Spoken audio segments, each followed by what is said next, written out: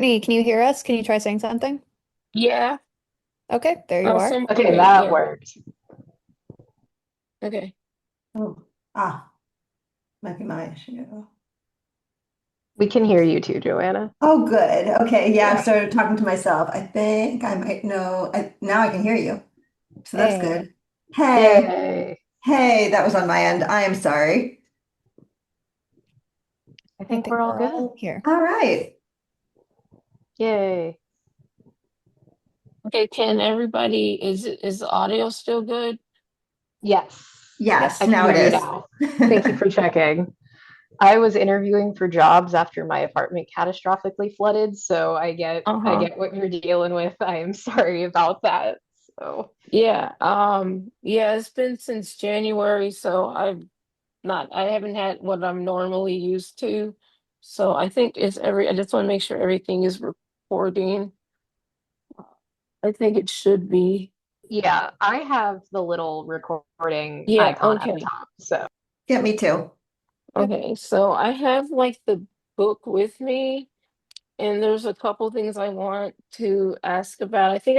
I just first of all I want to start with I just want everybody to kind of introduce themselves and just kind of say what started you to working to work on this book and come together in this collaboration and yeah.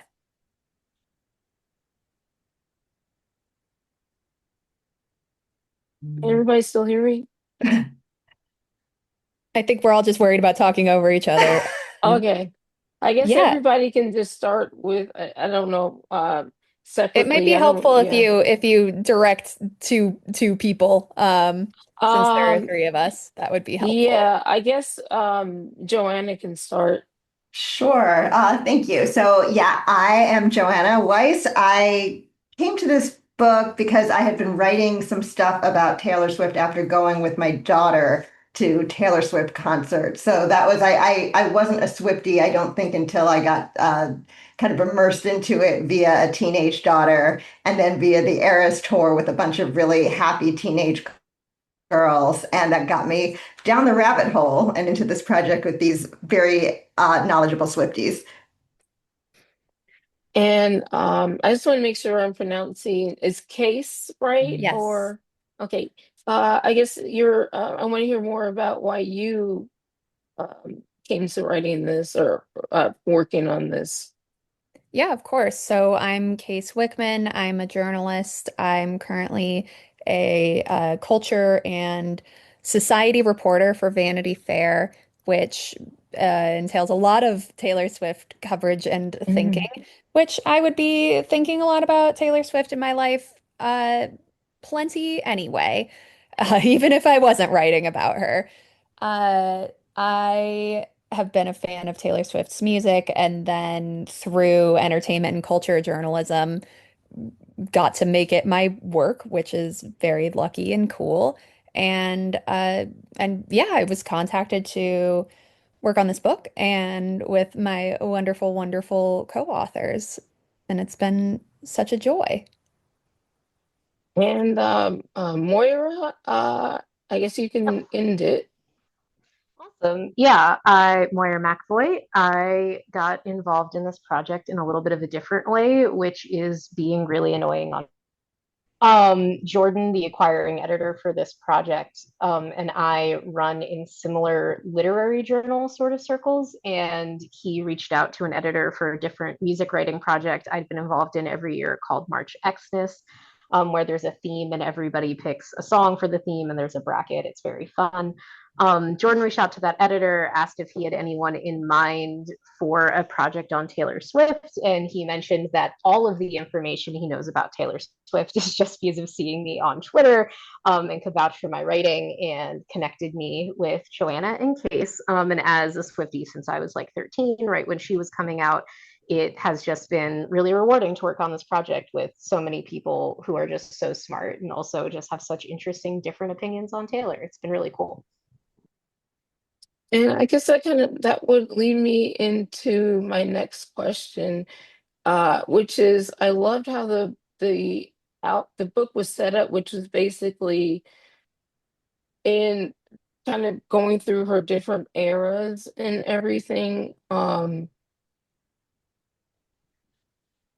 asking about her different eras. Um, first of all, I want to ask each of you which one um which era is each of you guys' favorite, and I think what out of all the eras, which one do you think was the most difficult for her in terms of, I guess, maybe the songwriting and to kind of all put it together, and for her, and then and for you guys when you were putting the book together, which one do you think was the most difficult for you to write about? And yeah. So I'll start. I the first chapter I wrote, the one that I kind of claimed was fearless, and I don't know that as a listener it's necessarily my favorite era, but I felt like as something to write about in that introduction to Taylor, it felt so meaningful. I really wanted to write about Love Story, which was just that song that got me hooked and that I think gets everybody hooked. It's like the gateway drug to Mm-hmm. Taylor Swift, and I think about it on the Bear, like it just sort of comes up everywhere. And I just wanted to dig into that song and also think about this moment in her life where she was like about to make it, but hadn't become, the stratosphere and the event that she is now. So I loved the idea of kind of hitting her at that moment. The hardest one to write about, I think, was Lover, because it's a really cool album. I listened to it so much that I could probably know all of it by heart, but it grappling with Taylor, grappling with adulthood and happiness at that weird spot in her life and her Mm-hmm. career. I feel her struggle in trying to figure out who she is, and I think that comes through that album. Would passing this question along to Case and Moira, do you think that what is I'd like to know that your favorite eras personally, and then I would also like to know what your favorite eras were to write about, as in terms of just writing about it with her lyrics, and just the color schemes, because there's a lot going on underneath the surface with Taylor. Everything is all encompassing. There's lyrics, there's stage costumes, there's clothing, there's a lot. And yeah. Sorry, can you repeat the question? I feel like we favorite I mean my favorite album personally to listen to is 1989, Yeah, and banger after then banger. It's awesome, and fantastic driving music. I mean, anytime that I put one of the albums on start to finish, I'm shocked that how good they are. I mean, there are some that I don't gravitate to as often, but 1989, Red. I I personally am a Tortured Poets stan, um, which some of us may disagree with. Not naming names, but Moira. Well, I can dovetail off of that with, I think, kind of like a macro answer, which is that I think the thing about Taylor and like all of the different elements to her albums and eras, right? Like how she has the color scheme, which I think is something that hmm she kind of saw Swifties doing and then brought into the ethos of the Taylor Swift hmm universe and the costumes and stuff like that. I think she, as like an artist, but more primarily as like a marketing savant, is really hmm good at picking up on what people are taking from her art and kind of cultivating sort of a fandom based around that. And obviously, that reaction comes from the music itself and like the album kind of like mood board and stuff like that. But I think that she is really good at tapping into what we are all seeing. hmm And case in point with Tortured Poets is hmm I do not like all 31 songs. I do not I would say I Mm, don't think it needs to be 31 songs, but I think yes. it being so overwhelming is the point. Like, I think that is what she's trying to impart, is that this was a very Mm-hmm. overwhelming project for her. And to that end, the songs that I love on Torture Poets, I love. Like, I think The Black Dog is one of the best songs she has ever written. There are several songs that if you played them for me, I would not be able to identify them with my life. I'm sorry. You could play, Taylor could be playing Lommel in front of me, and I would just be like, I don't know what this is. I'm really sorry. But Mm-hmm. so to respond to Kase, I've started to appreciate it more after talking about Yeah. it with you guys, and also after listening to I Can Do It with a Broken Heart like 50 times in a row. So That Mm-hmm. one's worth listening to a lot. Oh, yeah. I like that one. Yeah, but I can agree with you with tortured. Oh, not I'm not trying to interrupt, but I agree with you on tortured poets. There are some songs on there that are kind of hard to identify, but then there are some songs that immediately you can hear it and you know it's like Taylor. But I don't know. I maybe I kind of do also agree there are some songs on there that maybe that was the feeling that she was trying to like you were saying impart upon there. I think she was maybe trying to capture like a sense of being bogged down or something like that, and maybe sadness. I don't know. No, like I think you're right. And I think that's definitely what she was trying to get at. And I think with that, it was also, this is something that I found interesting, particularly with the like folklore and beyond part of Taylor's career, particularly Midnights and Tortured Poets, of Hmm. having almost like these double albums focusing as like, here is what I think people expect me to be doing for my next album. And then here's the Hmm. back half of the album, which is more of what I want to be doing for this half of this album, or vice versa. I'm not Taylor, so I don't know. And I think there is that sense of like, oh, here's this like overwhelming sadness and almost mania on the first part of the album, and then you move more into that place of like retrospective Taylor nuance on the back end, which I think is really compelling. So, C Case, we are getting some TTPD apologism here, and that is a win for all of us. But yeah, I agree with that. Not to throw you under the bus, just to nudge you gently towards it. And it We're all worked. here to help each other So, grow. and it worked. So we're good. Yeah. I'm going to say that was someone who works as an editor in my day job, 31 songs. Like when you get too big, you sometimes need an editor. Well, my argument is that it's such an honest album and there's so much of it because she wanted to flood the zone and not give people as much a chance to digest any of it. My personal theory there is yeah, like it's so, she was feeling so much and it's so honest that it's like, well, if I put a lot out there, then it kind of dilutes itself. 'Cause it's a pretty wrenching album. No, I get it. She feels the feels, and look, she'll do 10-minute versions of the feels. So if Hmm. she can do a 10-minute version of the feels, why not a 31 song version of the feels?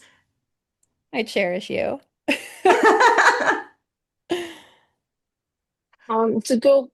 To kind of go back on to the book a bit. When you did you write the chapters in the order of how she did the albums, or did you just kind of hopscotch all over and well, things like that? Well, we each picked a few chapters from the outset, Mm-hmm. and so it was kind of out of chronological order. Mm-hmm. And for me, the process was like one at a time, coming up to a deadline. You just kind of immerse yourself. And again, my poor Mm-hmm. kids, like my poor son, had to listen to Lover on the way to school every day for like a month and a half, and it was still in my mind like every moment. And yeah, it's kind of fun to do it out of order, I think, because Mm-hmm. you Yeah. you you can immerse yourself just in that moment. And then for the Taylor's versions, we had conversations. We decided we Mm-hmm. wanted to present these as not just one person rehashing the album, but really giving us all a chance to talk about and hash out all of the different meanings and implications of these new versions. And so that was the most fun part for me, was sitting on Zooms and just having a really fun conversation about what everything about these albums meant.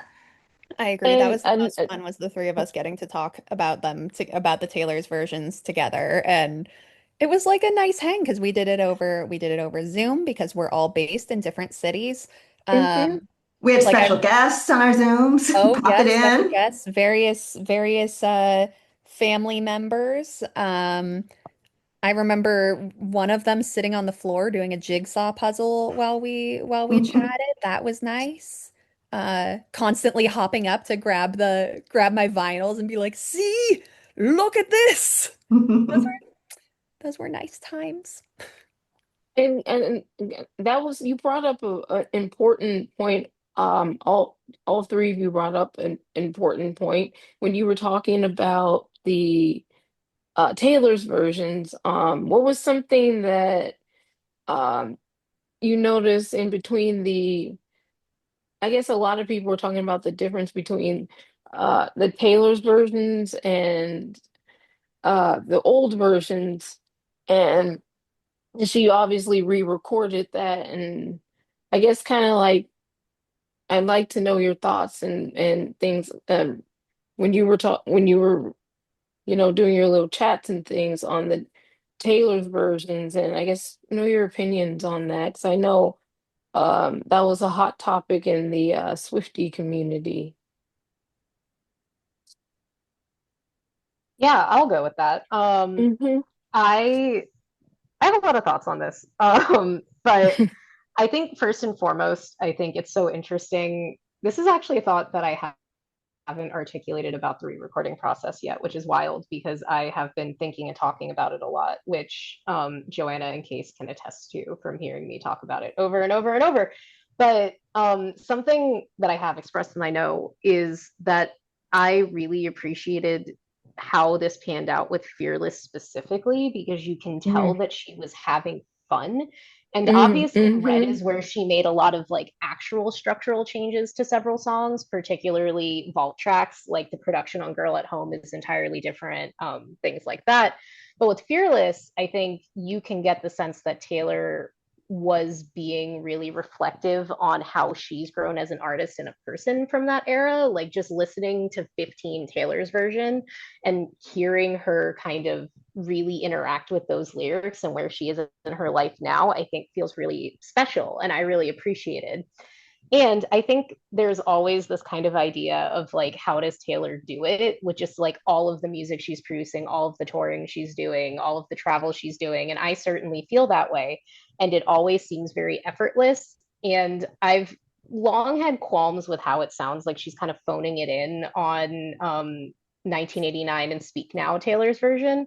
But then the more I think about it, I'd be like, I have so much going on. She famously has a really weird relationship to Speak Now. So the fact that she recorded it again in and of itself is impressive. That I think maybe that's where we see where Taylor's just kind of going through the motions. And I actually do have a lot more respect for that as I'm saying it, because like I could not imagine doing everything that she's doing. Um, but yeah, I think they're a really interesting peek into Taylor as artist looking at herself because I think she writes about that a lot contemporarily, but I don't think you get to see that in dialogue with her work in the same way that you do with her navigation of the re-records, even if it is kind of like phoning it in. I think that's telling in and of itself. Or that like Red and Fearless got like not only whole rollouts, but basically their own era. And then Speak Now was kind of like this redheaded stepchild. And I got to see Taylor Lautner do a backflip, which was weird. And yeah, that was kind of rambling, but that's what I got on the re-records. So That's a real gift to get to see Taylor Lautner do a backflip. I wish I had. I know that we're running out of time here, but I just wanted to add on in retrospect now that she's bought back her masters, I think that it's pretty wild that she got everyone so invested in copyright law and like her buying her own masters. If we didn't have this whole plot line through years and years of her saying, I don't own this, and launching this gigantic, unprecedented re-recording and re-release project and educating the world in that way also, and getting all of us so in on this.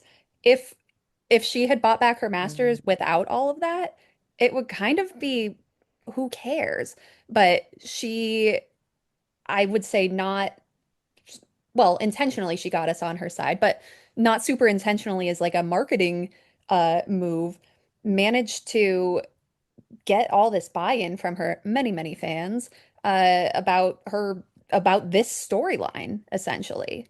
And then to Moira's point, kind of got saved by the bell because in her letter, right, she said that she didn't really ever want to do Reputation TV. She wasn't that interested in that project. So Mm-hmm. she wins. She gets out of that one through her business acumen. Mm-hmm. And now that you guys brought that up, it kind of leads me to, and also since we don't have that much time left, I guess um, when I phrase these questions, I guess anybody can jump in on these because you guys have so much, a lot of knowledge on her and everything. I'm a fan, but you guys are really like fans. Um, she has a new album coming up, and um, she her choices and who she works with on her albums are some of the things that are really fascinating to me. And for a while she's always worked with Jack Antonoff and oh man, Aaron Dessner. I want to get his name right. And but now she's gone back to working with Serbian here. Max Martin is one of them. I can't and I and Shellback, right?